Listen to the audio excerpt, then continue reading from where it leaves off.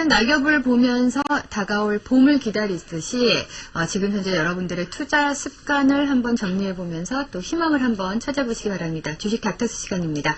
오늘의 멘토는 윤정교 대표 나오셨습니다. 어서오세요. 네, 안녕하세요. 네. 자, 오늘 사연 역시 펀드 때문에 고민이 많으신 분이 주셨습니다. 펀드가 요즘 많이 속색이고 있죠? 그렇습니다. 예. 뭐 지난주, 지지난주 환매 혹은 이 정지를 시켜놓으셨던 분들은 또 상대적으로 이 최근 4일간의 상승이 좀 그럼요. 못마땅할 수도 있겠습니다. 네. 어떤 사연인지 또 만나보도록 하죠. 자, 오늘은 제가 이 사연을 소개해드리도록 하겠습니다. 저는 막내가 입대하기 전인 작년 7월 말경에 가지고 있던 여윳돈에 큰애가 취업해서 가져다 준 돈을 보태서 펀드에 투자했습니다. 큰애한테는 펀드 투자해서 차를 바꿔주겠다고 했더니 그럼 엄마가 알아서 하라고 하면서 통장채 주더군요. 유가가 고공행진할 때 버스 타고 다니면서 엄마를 믿어줬는데 큰애 볼 면목이 없습니다. 사실 10년 전 남편이 주식에 투자했다가 그때까지 번 돈 2억 원을 몽땅 날리는 바람에 주식의 주자도 듣기 싫어했었는데 은행 이자보다 낫겠지 하는 마음에 펀드에 투자했다가 요즘은 큰애가 퇴근해서 와도 저녁 차려줄 의욕조차 없습니다. 허탈해서 웃음밖에 안 나오고요. 옛날에 깡통을 한번 참아서 그런지 펀드도 주식처럼 깡통이 되는 건 아닌지 정말 걱정입니다. 네, 특히 자녀분의 돈을 맡아서 이제 좀 잘해주려고 했는데 손실난 경우는요, 부모의 마음으로서 정말 정말로 더 본인의 돈보다 더 마음이 아플 것 같아요. 그렇습니다. 네, 특히 또 취업해서 그 회사 생활하면서 번 돈이니까 더 그렇겠죠. 예. 그리고 뭐 본인은 펀드를 통해서 이 주식 투자에 대한 두려움은 다시는 없을 줄 알았다 말씀하셨는데 네. 이미 10년 전에 남편분이 한번 크게 실패를 보셨기 때문에 그때의 기억이 다시 또 악몽같이 되살아나면서 펀드도 어차피 주식에 투자가 되면 이것도 다 그냥 공중으로 다 분해돼서 날아가는 건 아닌가. 네. 이런 무서움, 두려움이 그렇죠. 있을 수밖에 없죠. 자, 일단 우리 전화 주신 시청자분 전화 연결해 보도록 하겠습니다. 여보세요? 네, 여보세요? 예, 안녕하세요. 네, 안녕하세요. 예. 어떠세요? 요즘 영 의욕이 안 나시나 봐요. 네, 그런 것 같아요. 그래, 네. 계속 남편도 그렇고, 아들도 그렇고, 네. 네, 제가 펀드 할 때는 그냥 뭐, 주가가 내려갈 때, 이제 살 때마다 이제 조금씩 분할해서 사기도 하고 그랬었거든요. 네. 네, 그랬는데, 이게 여기 와서까지 오니까 정말로 없어지지는 않나, 상보 주식, 일반 주식처럼 상장 폐지 같은 게. 네. 그럼 그게 막 엄습해 오는 게 정말 겁이 나는 거예요. 그렇죠. 네. 예. 자, 지금 펀드를 갖고 있다고 하셨는데 몇 개나 갖고 계시고요. 또 어떤 펀드들을 갖고 계시나요? 네, 지금 국내 건수로는 4건이고요. 네 개 네. 정도요. 예. 네. 어떤 거 있죠? 네, BDS 이제 그 지식으로 접근하고요. 거치식이요. 미래에셋 것. 예. 네, 그 다음에 인디펜던스 7개. 예. 독립식. 예. 네. 그리고 이제 한국투자의 예. 그룹, 그것도 독립식이고요. 예. 그래서, 예. 뭐, 슈레더 브릭스의 예. 그 다음에 KB 타이나의 그것도 예. 독립식. 그것도 다 적립식이시고요. 네. 예. 그럼 지금 거치식으로 들어간 것은 하나 정도밖에 없네요. 아니, 건수는 2건이고, 솔로몬에 두 개다 있어요. 아, 솔로몬의 2계좌가 있고요. 예. 그러면 투자 자금 만만치 않겠습니다. 예. 어느 정도 되십니까? 네, 그냥, 처음에는 막내 이제 등록금처럼 지 용돈 가져가는 걸 모으겠다고 했는데, 네. 그게 또 그렇게 안 되더라고요. 그런데 많이 늘어나셨어요? 네, 많이 늘었습니다. 뭐, 아니, 그 원금 들어간 것만 한 8천 정도예요. 아, 8천만 원 정도. 그럼 오늘 정도나 뭐 지난 금요일에 혹시 수익률 체크를 좀 해보셨습니까? 했는데, 네. 뭐 별로, 근데 이 지수가 태감이 안 오는 게, 이제 올라갈 때 뭐, 100몇 포인트, 그날 올라갈 때 하고는, 네. 이게 뭐 두 자리 숫자일 때는 이제 뭐 워낙에 이제 많이 맞다가 보니까 그런지 몰라도 별로 실감이 나지 않고 처음에는 뭐 30몇 퍼센트 두 자리 숫자라도 되게 많이 올랐다 되게 많이 내렸다 이렇게 예, 그렇죠. 거기에 대해서 이제 호기심도 많고 뭐 좀 그랬는데 이제는 그냥 무던한 게 예. 식구들 아니면은 진짜 무슨 일이 몰렸지 않았나 이래 싶은데 예. 그래서 이제 믿어주는 가족이라 그래서 지금도 남편도 걱정하지 말라고 우리나라 대한민국 망하지 않을까. 그러면 남편분도 알고 계세요? 네, 그 금액이 그만큼인지는 몰라도 한 70% 정도는 아는 거예요. 그럼 손실이 많이 난 것도 알고 계시고요? 예, 그럼요. 지금 뭐 주가가 어떻게 가는 것도 알지만은 예. 제가 항상 농담처럼 그래요. 기간 단총은 있는데 예. 총알이 없어서 문제가 이러고 그러면 한 며칠만 있으면 내가 총알 갖다 줄게 그냥 이렇게 싸봐 이렇게 하니까 그게 더 미안한 거예요. 그 아드님은 어떠세요? 아들도 그냥 엄마 얼굴만 쳐다보고 좀 내려갔다 이러면은 엄마 말을 돌려요 자꾸 다른 데로. 그래도 이제 많이, 남편분이나 아드님께서 많이 이해를 해주고 계시네요. 예. 그것만 해도 참 다행이죠. 그러니까 더 미안한 게 네. 좀 일이 그러면 근데 이래가지고 손해를 많이 봤으니까 어떡하면 좋냐고 그 아들도 그렇고 엄마 이렇게 타박가는데도 어떻게 됐어 이렇게 말하면은 반론도 하고 국제 정세가 이렇고 어떠고 저쩌고 이렇게 좀 하겠는데 네. 거기에 대해서 전혀 그렇게 안 하니까 제 자신이 더 미안하고 예 그러니까 말을 더 못하게 오늘 좀 올랐는 것 같아 이러면 오늘 이제 리포터들 이렇게 얘기하는 거 보니 괜찮은 것 같아요. 이렇게 말하면 어제 새벽에 미국 올랐으니까 오늘 우리 올라갈 것 같아요. 이렇게 하면은 올라가지고는 엄마 그 계산해서 되라고 그때 남편하고 애들은 뭐냐 하면은 이렇게 계산하고 이러는 게 숫자를 자꾸 이제 생각하면은 힘이 안 오니까 엄마 걔니까 자꾸 계산 뚫리잖아 계산 뚫리. 그래도 가족분들이 미안해요. 예, 그래도 옆에서 든든하게 지켜주시니까 그것만 해도 참 행복하신 것 같아요. 근데 행복한지. 아유, 근데 행복하시죠. 그게 남들도 다 제가 이거 한 가지 좀 이렇게 우리가 생각을 좀 바꾸고 있었으면 좋겠다 하는 게 오늘 위에 한국 경제 TV가 프로그램 자체하고 너무너무 많이 개편이 됐어요. 예. 예, 오늘 아침에 보니까 글로벌까지 해가 싹 다 도와주면서 네. 정말 그게 너무너무 이제 정말 돼가는가 보다 이런 생각이 드는 거예요. 그러세요? 예. 예. 그렇게 작년하고 2007년 8월 달에 미국에 시리즈 코로나 쓰나미가 시작됐는데 우리는 10월 달부터 막 투자를 막 했잖아요, 그때가. 예. 예.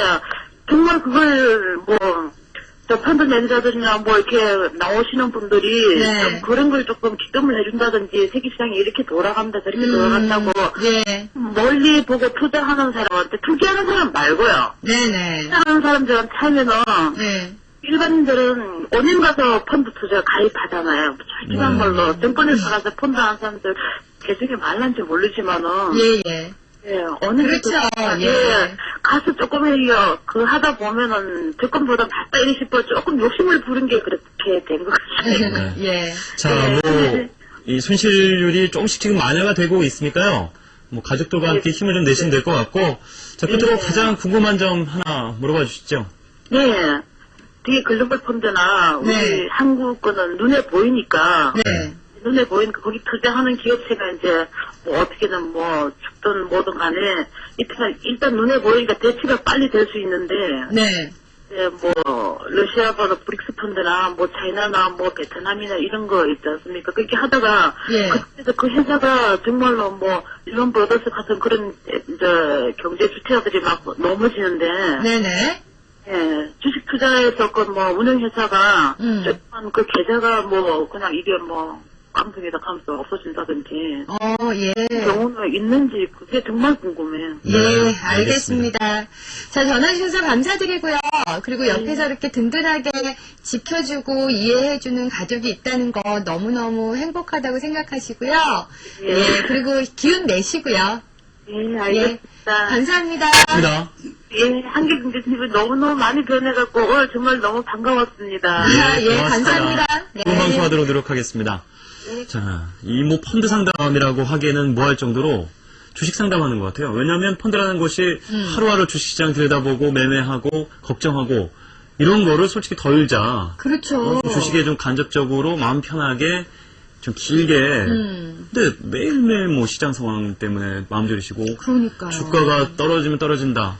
펀드 상품에 가입하신 분들의 마인드는 참, 이건 뭐 장점이 전혀 없다고 봐야 되네, 현실적으로. 지금 현재 현실이 그런 것 같은데 이분이 이제 걱정하는 건 뭐 국내는 그렇다 치더라도 해외 같은 경우는 어차피 펀드도 해외에 있는 회사에 이 투자를 하는 거니까 주식 투자 잘못한 것처럼 해외 투자나 이런 부분이 깡통 계좌가 날 수 있는지도 굉장히 궁금하신 것 같고요.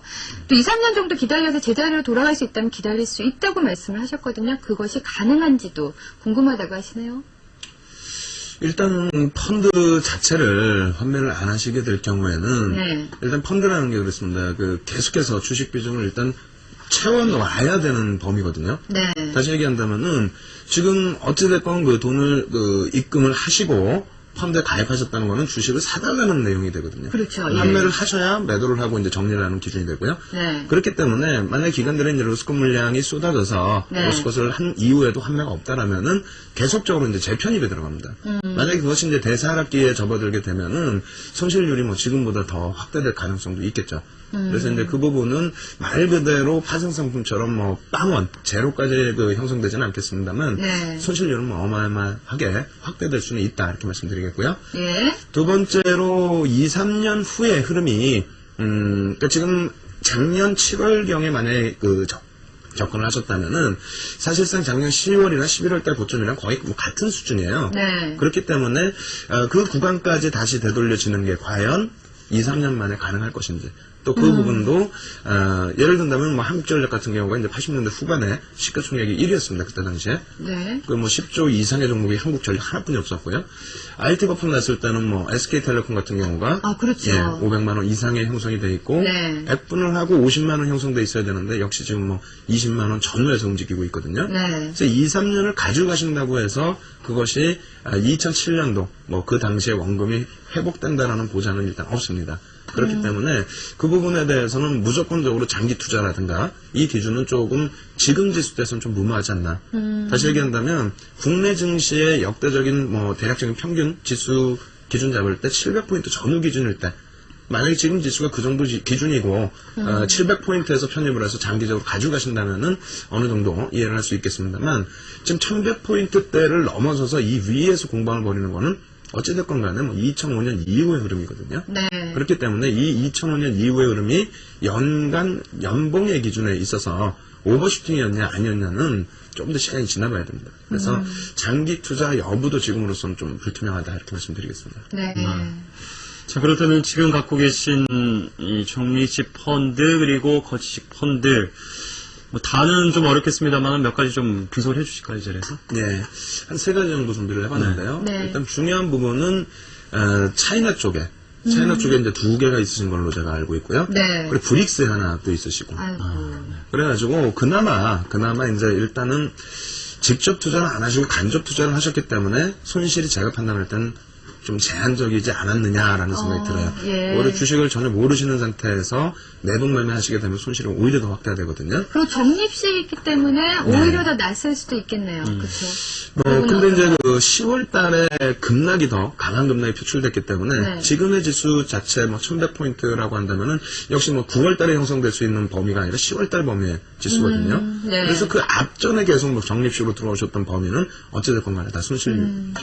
물론 이제 그 거치식처럼 가장 고점에 들어오신 그 상태보다는 손실률이 상당히 뭐 제한적인 가능성이 있습니다만 네. 워낙 그 차이나 브릭스 쪽에서의 그 손실이 좀 크시고 네. 그렇기 때문에 일단은 그 손해 전체적으로 크실 거예요. 그렇다손 치더라도 어찌됐건 들어가신 자산 기준에 주식으로 비교한다면은 네. 전체가 다 이제 펀드로 들어가 계시니까 조금 비율 조정을 하셔야 될 것 같습니다. 예. 일단 그 구성표 한번 가져나와 봤는데요. 네. 먼저 이제 그 중국 관련 펀드입니다. 놓고 보시게 되면은 중국이 67% 그리고 홍콩이 22.3%인데 일단 그 중국 쪽은 홍콩 H 시장에 종목을 편입을 한 것이기 때문에 중국 시장의 하락률 뭐 70% 이상의 하락률보다는 상대적으로 좀 방어가 돼 있을 것으로 추정이 되고 있고요. 그리고 이제 브릭스 펀드도 마찬가지예요. 이거 같은 경우에는 전체적으로 뭐 중국 쪽 그 종목군들도 많이 들어가 있는데 일단 그 연간 수익률 작년 10월 대비해서 연간 수익률 보시면은 대략 그 10월 말 기준으로 56%의 하락입니다. 근데 이제 그 브릭스 시장의 급격한 반등이 아직까지는 뭐 나와주지 못한 범위이기 때문에 역시 손실률은 좀 깊으실 것 같고요. 다음에 이제 국내형 같은 경우가 삼성그룹 관련한 펀드가 하나 있으시고요. 그리고 이제 지금처럼 삼성전자, 포스코, LG전자, 동양제철화학, 현대차 이런 비중에 이제 가지고 계신 펀드가 있는데 이 기준이 만약에 지금까지 이제 그 유지가 돼 있는 경우라면은 아마도 시장 대비해서는 조금은 손실률이 덜 하실 겁니다. 결론적으로 말씀드린다면은 사실 그 펀드 기준에서도 이렇게 운영 실태를 보실 수 있는 게 불과 몇 년뿐이 안 돼요. 그전에는 운영 실태도 좀 파악하시기 힘드셨는데요. 어려우시더라도 증권사 전화를 하셔가지고 네. 수익률을 꼬박꼬박 체크를 해주시는 게 좋을 것 같고요. 네. 그리고 이제 또 한 가지는 다른 분들의 사연보다는 물론 이제 표현을 그렇게 하셨을 뿐이시겠습니다만 일단 그래도 주변에서 좀 이해를 해주시는 범위가 있기 때문에 그렇죠. 그렇다면은 네. 일단은 정리를 하자.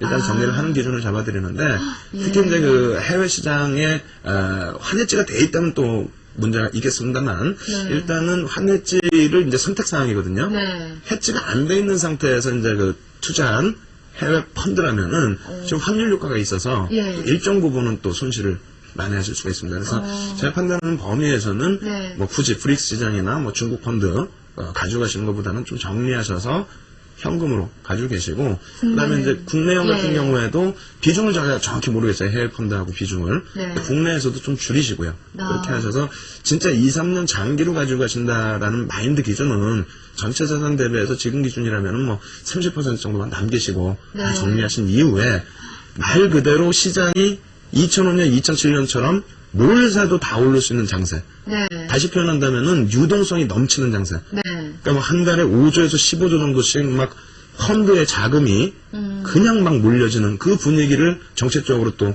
수반하는 장세. 네. 그런 장세에 지수가 뭐 1500이 됐건 1700이 됐건 그런 장세에 다시 유입하시는 게 낫다. 지금은 사실상 어떤 유동성에 특별한 실마리가 없는 상태에서 그냥 가지고 가시는 범위는 조금 더 힘들지 않을까 이렇게 말씀드리겠습니다. 와, 이 해외 펀드는 이제 거치식이 좀 있으신데, 그거를 손실을 보고 판매를 하실 수 있을지도 좀 걱정이고요. 국내도 이제 정리를 해보자 이렇게 말씀을 하셨는데, 가능할까요? 저희가 뭐 조언을 드렸습니다만은 판단은 이제 본인한테 맡겨야 되는데 네. 저희가 강요할 수 있는 부분도 아니고 현재 자금 운용 상황이나 미래의 자금을 어떻게 운용할 계획이신지에 따라서 조금 결정을 좀 달라지겠죠. 하셔야 될 것 같습니다. 그렇지만은 네. 한 가지 더 뭐 첨가 말씀 주신다고 하니까 들어보도록 하죠. 예. 일단 그 중국 쪽에 월봉 차트 한번 놓고 보여드리면서 간단하게만 말씀드리겠습니다. 예. 해외 시장에 대해서 이제 이렇게 뭐 자세한 정보도 없으신 상태이시고 그렇죠. 또 러시아 쪽도 한번 보여드리고 싶은데 일단 뭐 중국 쪽 놓고 보시게 되면요 러시아도 뭐 거의 비슷합니다. 네. 일단 중국 쪽이 경제 성장률이 뭐 다소 둔화되긴 했습니다만 어마어마하게 또 악화되어 있느냐 그것도 아니에요 사실은. 네. 그런 범위 내에서 지금 뭐 어마어마하게 빠져 있죠. 말 그대로 70%대 중반까지 밀려 있다가 지금 이제 71% 정도 수준에 놓여져 있는데 이러한 범위가 그 국가의 성장성이나 이런 부분만 가지고 가는 것이 아니라 정책적인 부분 또 유동성적인 부분 이러한 부분도 같이 표출되어 있는 거고요. 그리고 이 정도의 등락의 흐름이 나왔다면은 당분간 오히려 또 쉬어가면서 에너지를 또 확보해야 되기 때문에 네. 일단 이런 기준 좀 보시면서 손실이 크시더라도 야 내가 이 그림만 놓고 보면은 조금 잘못 편승된 부분이 있구나 이런 부분도 한번 체크를 하시는 것이 좋을 것 같습니다. 네, 시장 상황 점검해 보겠습니다. 우리 또 윤정도 대표 나오셨으니까 꼼꼼하게 한번 점검을 해봐야겠죠? 어떻게 봐야 될까요? 일단 뭐 계속해서 상승 탄력이 나와주니까 굉장히 뭐 긍정적이라고 보실 수가 있는데 네. 변동성이 뭐 여전히 굉장히 크다 볼 수 있겠습니다. 지난주까지의 변동성 대비해서는 그 변동의 범위는 축소되어 있습니다만 주변 글로벌 증시에 연동되는 부분 굉장히 민감하죠. 장중에 이제 그 마이너스권까지, 약보합권까지 밀려 내려왔던 범위는 일단 그 중국 상하이 지수의 개장 상황 부분이 마이너스로 이제 출발이 되게 되면서 그때 이제 그 잠시 약세 반등이 됐습니다만 금요일 날 2%대 하락을 나타냈던 항생 지수가 11시에 급등으로 5% 반등으로 출발이 되면서 국내 증시의 그 반등 탄력이 다시 30포인트대로 올라섰다라는 부분. 이러한 부분은 이제 오늘은 금요일 같은 경우에는 한 100포인트 전후에서의 등락이 계속 나왔었는데 오늘은 등락폭은 제한적입니다만 오르락 내리락거리는 흐름이 굉장히 그 확대되고 있다는 범위는 그만큼 손바뀜이 역시 또 많이 나오고 있다는 소리가 되는데요. 업종별로의 기준점, 그동안 이제 좀 상대적인 방어됐던 뭐 환율 수혜주, 뭐 이런 기준점, 수출주들의 경우가 좀 주춤거리는 반면에 아무래도 낙폭과대주들이 계속해서 이어지고 있거든요. 그렇죠. 예. 근데 이제 낙폭과대주들의 흐름 속에서 지금 뭐 기관이나 외국인들의 공격적인 매수가 없는 범위라고 한다면은 그렇다면은 이제 개인들의 순환성 매수가 들어오고 있는 범위다. 그렇게 된다면 지금 지수대에서는 급격하게 물량을 확보하시는 전략보다는 오히려 저점에서부터 가지고 오신 물량이 기준이라면은 일부 덜어내시는 전략. 그래서 주식 비중 한 60% 전후 정도 말씀드리겠고요. 그리고 이제 현금 비중은 최소 30% 이상은 가지고 계셔야 되는데 조금씩 올라서 줄 때마다 일부 정리를 해나가죠. 그래서 1200을 최대폭의 반등 영역으로 보시고요. 그래서 일단은 글로벌 증시하고 비교 차트 한번 보여드릴 텐데요. 단기적으로 국내 증시가 좀 위에 놓여져 있을 때, 그러니까 좀 상대적으로 강했다라고 했을 때가 10월 중순까지의 기준입니다. 그리고 10월 중순 이후에 뭐 급격하게 깨져 내려갔죠. 그렇죠. 물론 이제 그 일본 같은 경우도 빨간 색깔이 이제 일본이고요, 파란색이 우리나라인데, 일본 같은 경우에도 이제 마찬가지였습니다만 하락률 기준에서는 우리가 월등히 높았다는 거예요. 근데 어찌됐건 뭐 우리나라와 그리고 일본, 그리고 영국, 독일 다우지수, 그러니까 미국과 유럽 쪽의 기준점을 놓고 잡을 때예요. 니케이는 오늘 이제 그 문화연으로 휴장이긴 합니다만 여기서 조금 더 올라오게 되면은 사실상 미국과 유럽 쪽에 상대적인 방어면을 나타냈던 국가들과 이격 차이가 그렇게 크지가 않습니다. 그래서 이제 가파른 이격 부분에 대해서는 어느 정도 이제 쉬어갈 수 있는 범위의 기준이 되니까 일단은 그런 범위에서는 아무래도 좀 차분하게 대응을 하자. 그리고 무엇보다 중요한 부분은요. 그동안에는 이제 상대적으로 강세를 띄었던, 그러니까 조정이 좀 약했었던 그런 종목에 대해서 뭐 굉장히 긍정적으로 인식을 하시고 보유 전략 가져가셨는데 지금 이제 중형주급에서 낙폭과대주들이 굉장히 가파르게 상한가도 막 자주 이렇게 나오게 되거든요. 그렇죠. 그러다 보니까 왜 내 종목은 덜 빠진 건 생각 안 하시고 왜 내 종목은 못 갈까? 그리고 왜 저 종목은 또 상한가 갈까? 해서 이제 와서 그런 계십니다.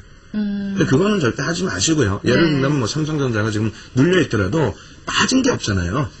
그렇다면 이제 첫 조정 나올 때까지는 그런 강세의 종목을 유지를 하시고 그리고 나서 향후에 시장 흐름 놓고 보시면서 1200까지 온다고 해서 뭐 우리나라 자체적인 문제는 해결됐지만은 글로벌 시장이 완벽하게 바뀐 건 아니다.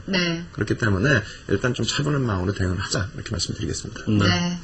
자, 뭐 최근 급등에 또 따라잡을 경우에는 다시 낭패 볼 수 있으니까요. 자기가 가진 종목들에 대한 비중을 좀 조절하시는 데 집중해 보시는 게 좋을 것 같습니다.